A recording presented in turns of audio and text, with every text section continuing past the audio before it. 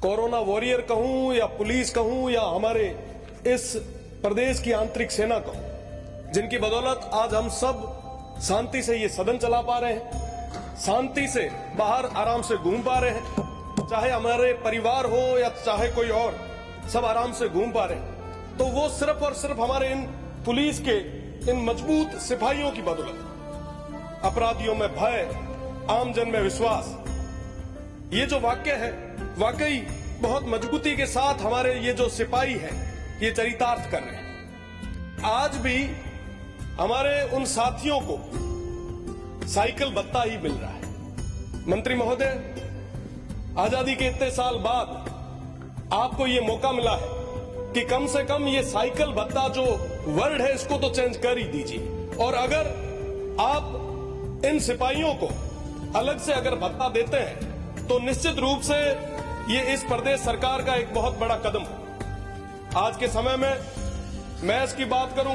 या चाहे छोटी छोटी डिमांड्स जो हमारे constable, head constable, ASI, SI की है, उनको पूरे तरीके से नजरअंदाज किया जा रहा है। साहब, मैं तो बात करूंगा जिसकी बात मुझे लगता है कि अभी की जानी है। जब भी यहां से निकलते हैं तो हमारा ट्रैफिक रुकवाने के लिए 4 हमारे जो सिपाही साथी हैं वो गेट पे खड़े होते हैं।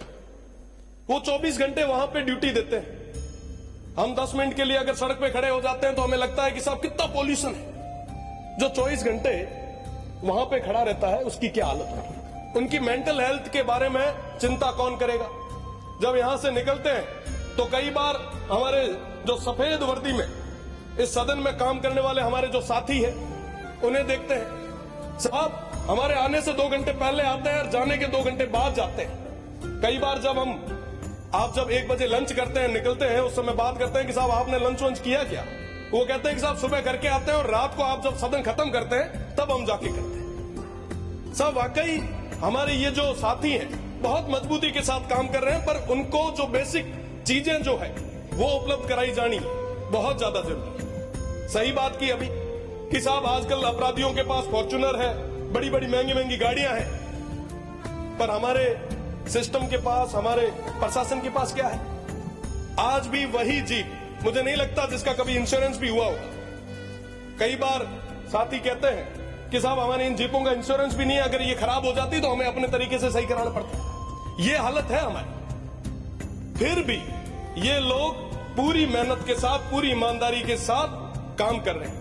आज अगर कोई घटना घट जाती है तो सबसे पहले तलवार पुलिस पे पड़ती है। साहब, ये पुलिस वालों ने सही काम नहीं किया। कोई चोरी हो गई, साहब एसएचओ को उड़ा दो। सबसे कमजोर कड़ी हमेशा पुलिस को माना गया। कई सारे उपनाम हमारे इस सिस्टम ने, इस सोसाइटी ने दे दी। आज जरूरी है कि हम इनको मजबूत करें। जो ग्राउंड पे काम करने वाले हमारे वो जो बीट के अधिकारी हैं उनको करें। डीपीसीज की बात हो रही थी, काफी लंबे समय से वो प्रयासरत है, उनकी कोई बात सुनने के लिए आगे नहीं आ रहा। साहब, जब आर्मी को केंद्रीय स्कूल्स मिल सकते हैं तो हमारी जो पुलिस लाइंस है उसके अंदर अच्छी क्वालिटी की एजुकेशन के लिए क्यों नहीं अच्छे इंस्टीट्यूट हम तैयार करें। साहब, ये तैयार करना हमारी जिम्मेदारी है। आज डिजिटल युग है, साइबर का युग है, हजारों करोड़ों के फ्रॉड हो रहे हैं, पर साहब आज के समय में हमारे थानों के अंदर पड़े हुए कंप्यूटर बिल्कुल पूरे तरीके से खाक छान रहे हैं।